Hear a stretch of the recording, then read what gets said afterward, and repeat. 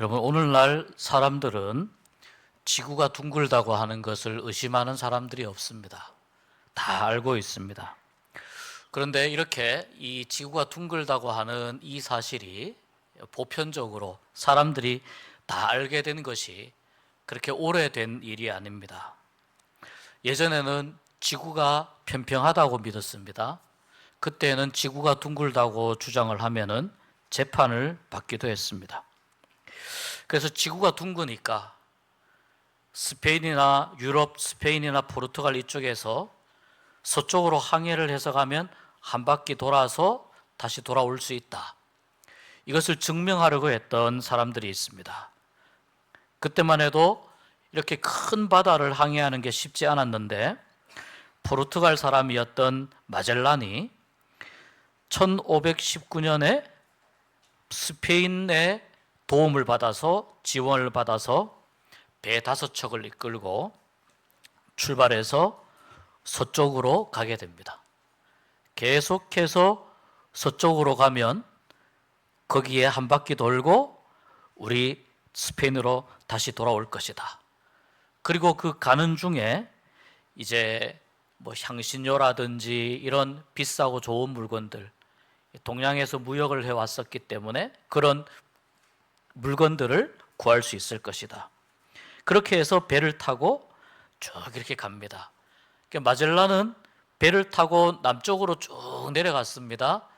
내려가서 남아메리카 대륙 맨 끝에 보면은 마젤란 해협이라는 데가 있어요. 거기 이렇게 지나가지고 아마 최초일 겁니다. 태평양을 건너갑니다. 태평양은 정말 크고 넓은 바다입니다. 이 바다를 건너면서 식량도 다 떨어지고 또 많은 사람들이 고생을 했습니다. 그랬는데 어떻게 해서 필리핀에 도착을 합니다. 근데 여기에서 마젤란이 그 부족들 사이에 전쟁에 휘말려서 이들은 총을 가지고 있었는데 필리핀 부족들은 이제 무기가 좀 더 옛날 무기를 가지고 있었죠. 그래서 총을 믿고 싸우다가 독화살에 맞았다고 합니다. 그래서 마젤란이 지구를 한 바퀴 돌아서 다시 스페인으로 돌아오는 항해를 시작은 했는데 거기서 그만 목숨을 잃고 돌아오지는 못했습니다. 그런데 그 배에 남아있던 선원들이 겨우 101척을 살려가지고 계속해서 항해를 해서 인도양을 지나고 그 다음에 아프리카 남쪽으로 또 쭉 내려가죠. 내려가서 올라와가지고 스페인까지 도착을 했습니다. 그러니까 보통 우리가 마젤란이 세계 일주를 했다 그러지만 사실 마젤란은 출발했던 데서 다시 돌아오지 못했습니다. 그러나 이 마젤란과 함께 했던 사람들이 소수가 스페인으로 다시 돌아왔는데 그들이 향신료나 이런 것들을 많이 싣고 와서 그것을 통해서 많은 부를 누리게 되었다고 합니다. 여러분이 마젤란은 많은 사람들에게 많은 교훈을 줍니다. 첫 번째는 정말 지구가 둥글구나. 진짜 항로를 잘 선택해서 한 바퀴 돌면은 다시 출발하는 곳으로 돌아올 수 있구나. 이것을 실제로 항해로 증명을 했습니다. 그전에는 그냥 사람들이 생각만 했던 것이죠. 그 다음에 두 번째는 태평양이 얼마나 넓은 바다인가. 이것을 이제 알게 해준 겁니다. 여러분, 태평양은 정말 넓은 바다입니다. 달이 거기에 빠질 만큼 넓은 바다예요. 굉장히 큰 바다입니다. 그리고 이 지구를 한 바퀴 도는 이 항로를 통해서 여러 많은 새로운 항로를 개척하는데 많은 도움을 주었습니다. 이 마젤란이 1500년대에 지구를 한 바퀴 도는 이 일을 시작을 했다면 마젤란보다 조금 더 일찍 앞서서 또 지구가 둥글다. 그래서 인도나 중국에 가서 좋은 물건을 가지고 올 수 있다고 생각하면서 배를 몰고 나갔던 사람이 또 있습니다. 콜럼버스라고 하는 사람입니다. 이 사람도 역시 스페인에서 활동을 했는데 배를 타고 콜럼버스는 마젤란보다 더 앞선 사람이에요. 그래서 그냥 서쪽으로 쭉 갑니다. 서쪽으로만 계속 가면은 지구가 둥그니까 중국과 인도를 만나서 거기에서 좋은 물건들을 가지고 올 거다 했는데, 스페인에서 서쪽으로 그대로 쭉 가게 되면은 어디를 만나냐면 대서양을 건너서 거기에서 아메리카 대륙을 만나게 됩니다. 그래서 이 아메리카 대륙을 발견한 사람이 콜럼버스다. 우리가 보통 신대륙 발견 이렇게 이야기하잖아요. 거기에 도착한 그 섬들을 인도라고 믿었는데 인도가 아니고 거기가 서인도 제도라고 우리가 이야기하죠. 지금 그 쿠바라든지 푸에르토리코 이런 섬들이 있는 거기 서인도 제도에 도착을 한 것입니다. 그런데 콜럼버스는 여기가 인도이다 이렇게 계속 이제 믿었습니다. 그래서 이거 좀 이상한데, 그래서 정말 거기가 인도가 맞는지 또 다른 사람이 탐험을 하게 됩니다. 이 사람은 이제 아메리고 베스푸치라는 사람인데 정말 거기가 인도가 맞는지, 그래서 아프리카를 돌아서 그 반대되는 방향으로 쭉 따라갔는데, 콜럼버스의 항해 그 경로를 쭉 따라갔는데 결국 이 아메리카 베스푸치가 그 발견한 곳이 어디냐면 인도가 아니라 여기가 신대륙이구나. 그래서 여러분 왜 아메리카 대륙이라고 하냐면은 이 사람의 이름을 따서 아메리고 베스푸치가 이걸 확인했다. 그래서 신대륙이라고 합니다. 그러니까 콜럼버스는 자기가 간 곳이 인도라고 하는 그 생각을 죽을 때까지 믿었으니까 콜럼버스의 이름으로 그 신대륙의 이름이 붙여질 뻔했는데 그 기회를 놓쳐버리고 이 신대륙에 자기의 이름을 붙이는 영광이 아메리고 베스푸치에게 돌아갑니다. 그래서 아메리카 대륙, 북아메리카, 남아메리카 이렇게 이야기를 합니다. 지구가 둥글다. 사람들이 이것을 믿고 이렇게 콜럼버스나 마젤란이나 이런 사람들이 이것을 증명하려고 했던 시간이 겨우 지금으로부터 한 500년 전의 시간입니다. 그때 여러분 우리나라는요, 세종대왕이 한글을 창제해서 한글이 막 이제 백성들에게 알려지던 조선시대였습니다. 그리고 조금 더 지나서 콜럼버스가 신대륙을 발견하고 100년쯤 지나면서 우리나라에 임진왜란이 일어납니다. 그러니까 그 시절에 유럽에서는 이런 일들이 일어났던 것입니다. 그러니까 여러분 생각해 보십시오. 이때보다 무려 1500년이나 더 앞서서 살았던 예수님 시대의 사람들은 지구가 둥글다고 하는 것을 전혀 알지 못했겠죠. 그래서 그들이 생각한 그 세상의 끝이 어디냐면 서바나라고 생각을 합니다. 서바나가 지금의 스페인입니다. 스페인. 그래서 서바나까지 가는 것이 지구의 세상의 끝까지 가는 것이다. 그런데 우리 예수님은 어떤 분이십니까? 이 천지를, 이 지구를 창조한 창조주이십니다. 우리 주님은 이 지구가 어떻게 생겼는지 다 아시죠? 그러니까 성경 말씀에 나오는 요한계시록이나 또는 마가복음이나 이런 데서 말씀하는 그 세상은 단순히 유대 땅과 그리스 로마만 의미하는 것이 아닌 것입니다. 성령이 너희에게 임하시면 너희가 권능을 받고 예루살렘과 온 유대와 사마리아와 땅 끝까지, 이 땅 끝까지가 사람들이 느끼기에는 당시의 서바나였는지 몰라도 오늘은 전 세계를 의미하는 거죠. 그래서 예수님께서 그때 당시에 지구는 둥글다 이렇게 말씀하셨어도 사람들이 그것을 받아들이거나 이해하기 굉장히 어려웠을 것입니다. 예수님이 하시는 말씀도 다 이해하지 못하는데 그 당시의 어떤 세계관으로 더 넓은 세상을 이해한다는 것은 대단히 어려웠습니다. 그래서 예수님께서 이 세상의 끝날, 이 세상의 종말을 말씀하실 때 예수님은 온 세계 전체를 말씀하시는 것입니다. 그러나 사람들의 생각은 뭐냐면, 사람들은 자기의 생각 안에서 예수님의 말씀을 받아들이는 겁니다. 예수님께서 어떤 크고 넓은 뜻으로 말씀하셔도 사람들은 자기의 좁은 생각 안에서 말씀을 받아들이기 때문에 그 말씀을 충분히 이해하기가 굉장히 어렵습니다.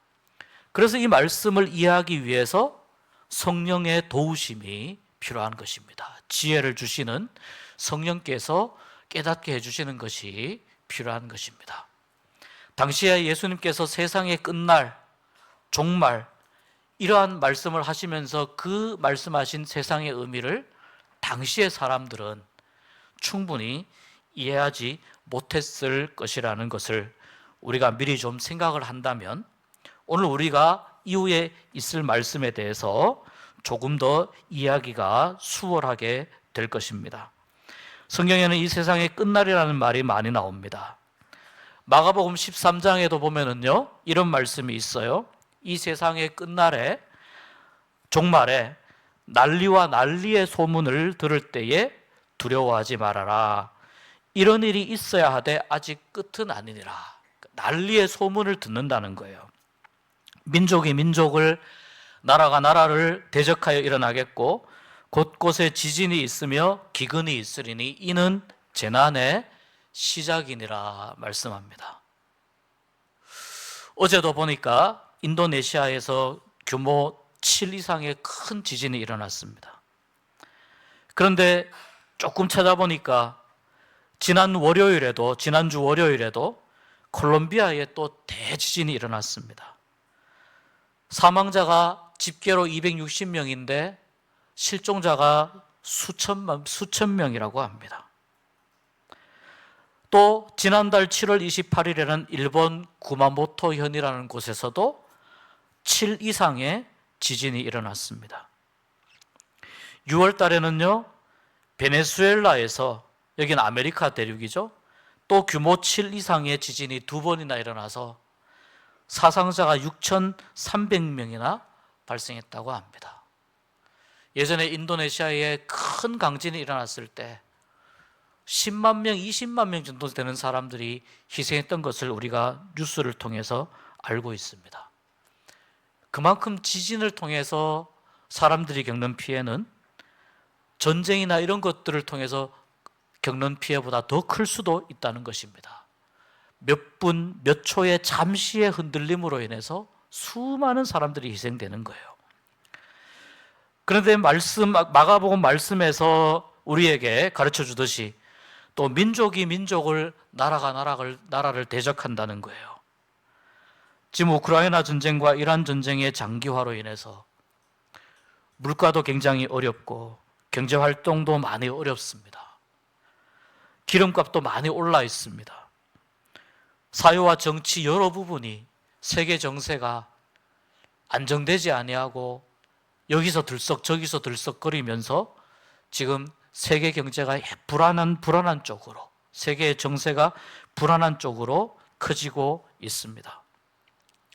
이렇게 세상이 불안하고 뒤숭숭하면은요, 잘못된 사상과 종말론을 주장하는 집단들이 많아집니다. 그리고 내가 재림주다, 내가 재림 예수다, 이렇게 주장하는 이단들도 많아집니다. 한두 해 전인가 차량을 주차를 해놓고요, 어디 잠깐 볼일 보고 왔는데 거기 와이퍼에 어떤 조그마한 명함 같은 전단지가 끼어 있어요. 이렇게 보니까 재림주, 전라남도 여수에 오시다, 이렇게 해서 명함 같은 걸 끼워놨더라고요. 그러니까 얼굴 모습을 보니까 수염을 이렇게 기른 도사 같은 모습의 얼굴이, 사진이 찍혀 있어요. 사람들이 그렇게 흉흉하게 잘못된 사상과 또 거짓된 그런 사상들과 믿음을 설파하는 것입니다. 이것이 이 말세의 큰 특징 중에 하나입니다. 이단적 사상들이 곳곳에서 횡행합니다. 그래서 마가복음에 이렇게 말씀합니다. 많은 사람이 내 이름으로 와서 이르되 내가 그라하여 많은 사람을 미혹하리라, 이렇게 말씀합니다. 무슨 말씀입니까? 예수님께서 말씀하시는 이 내용의 요지는 절대로 그런 일이 있어도, 그런 명함 같은 전단지를 받거나 흉흉한 소문이 돌아도 미혹을 받지 말아라, 이 말씀을 주님이 하시는 것입니다. 여러분, 우리가 지금 살아가는 이 시대는 말세가 맞습니다. 종말이 맞습니다. 그러나 그럴수록 이 흉흉한 소문과 종말의 현상들 속에서 우리는 더욱더 믿음을 굳건하게 지켜내야 될 줄로 믿습니다. 믿음을 굳건히 지키는 방법은요, 말씀 위에, 하나님 말씀 위에 든든히 서는 것입니다. 말씀이 없으면 사람의 말에 미혹받게 되고, 사람의 말에 판단이 흐려지고, 사람의 말에 자꾸 흔들리게 돼요.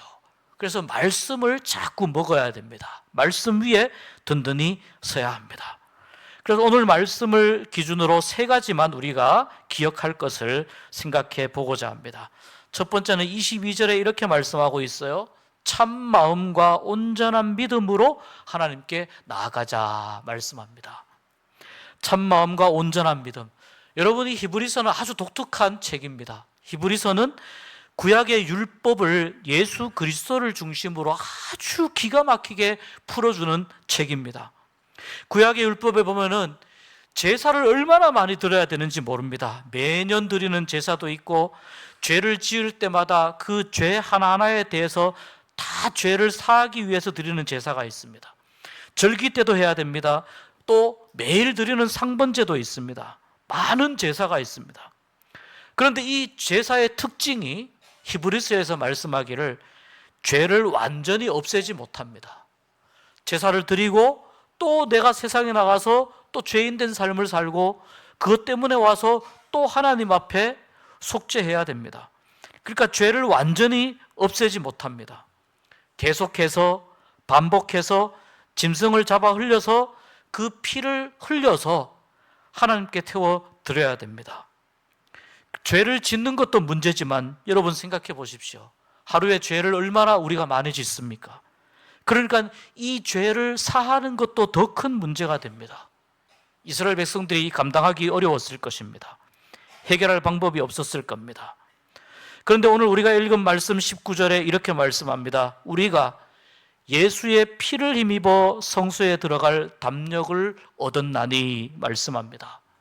20절 말씀 이어서 화면에 보여주시면 우리 같이 한번 읽어보도록 하겠습니다. 그 길은 시작.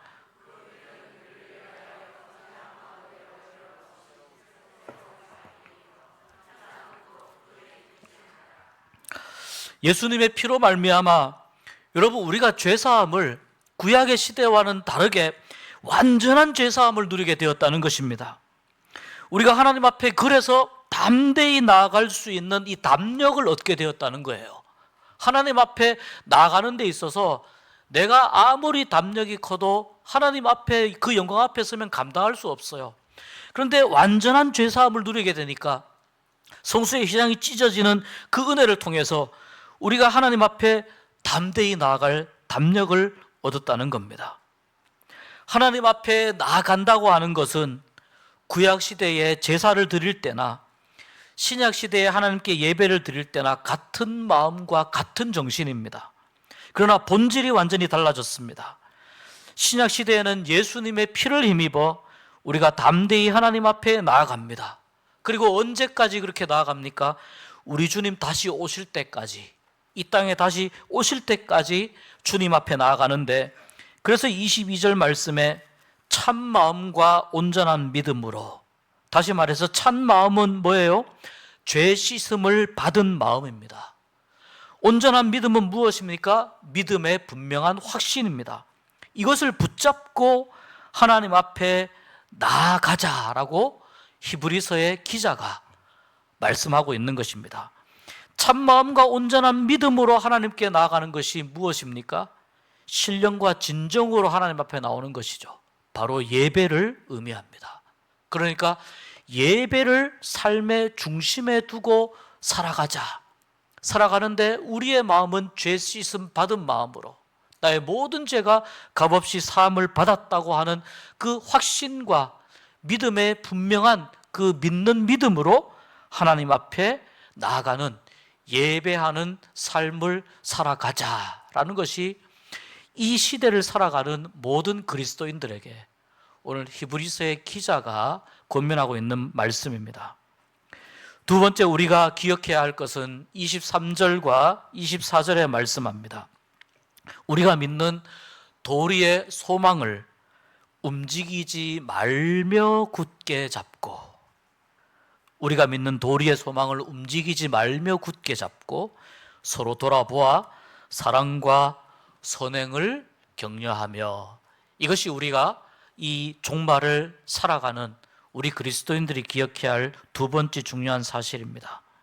이것은 우리의 믿음과 우리가 고백하는 이 신앙의 고백을 이렇게 저렇게 왔다 갔다 움직이거나 흔들리지 말고 이 믿음의 고백을 굳게 붙잡으라는 말씀이에요.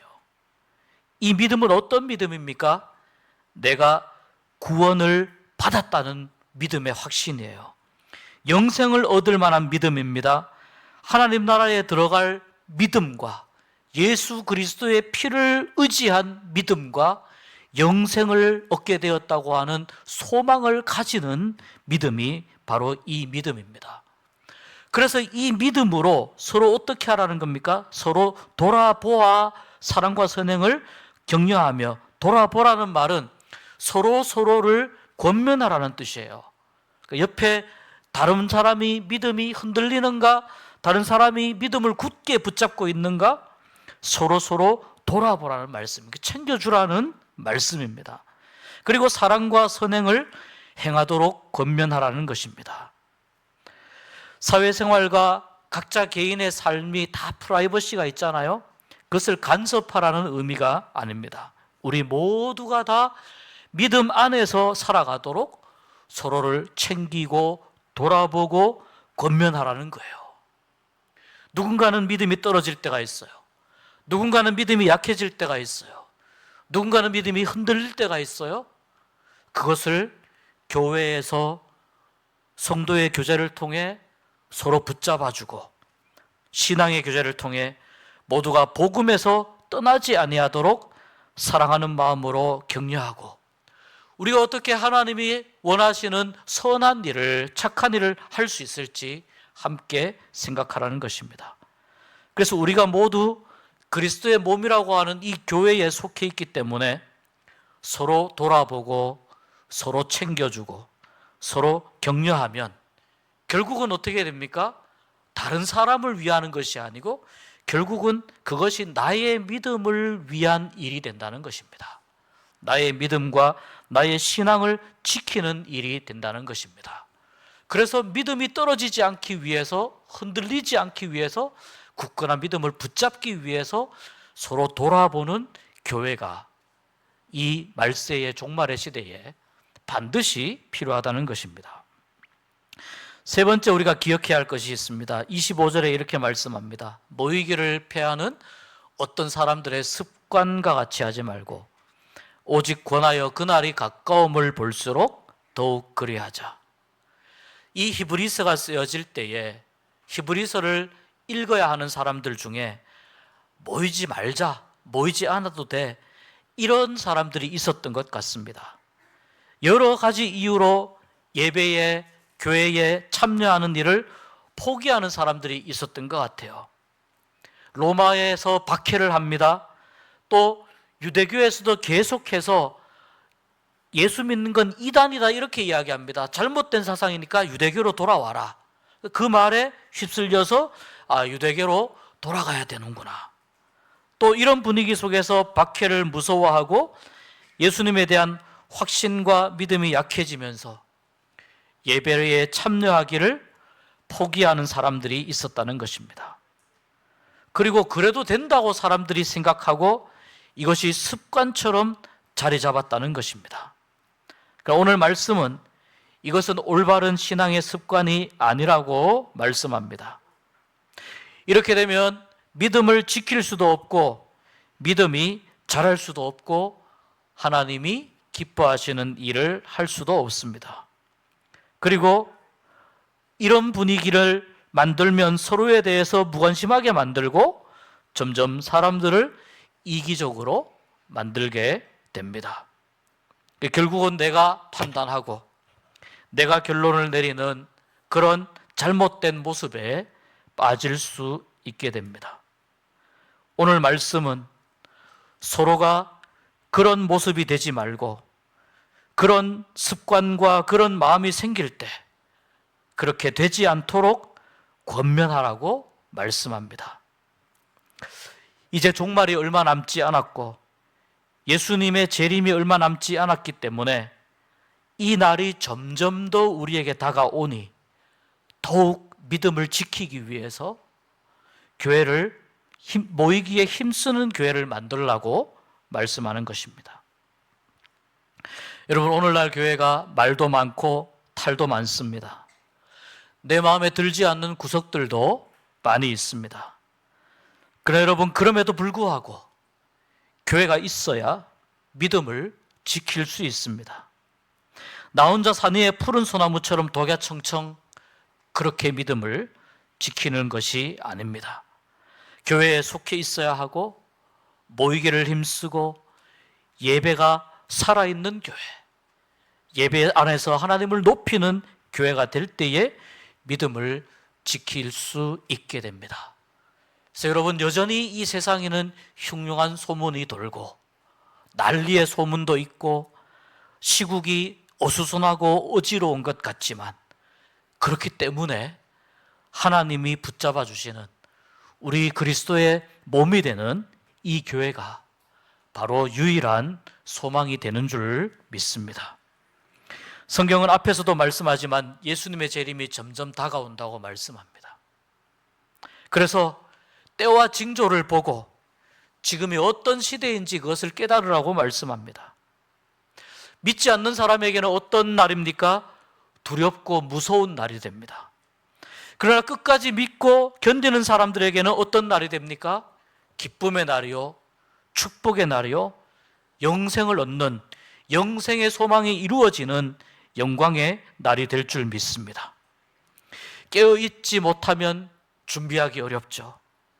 10명의 처녀가 있었는데 이 10명의 처녀가 다 등불과 기름을 준비했는데 기름을 가득 채운 지혜로운 5처녀만 혼인잔치에 들어갔다는 우리 주님의 말씀을 여러분 기억하십시오.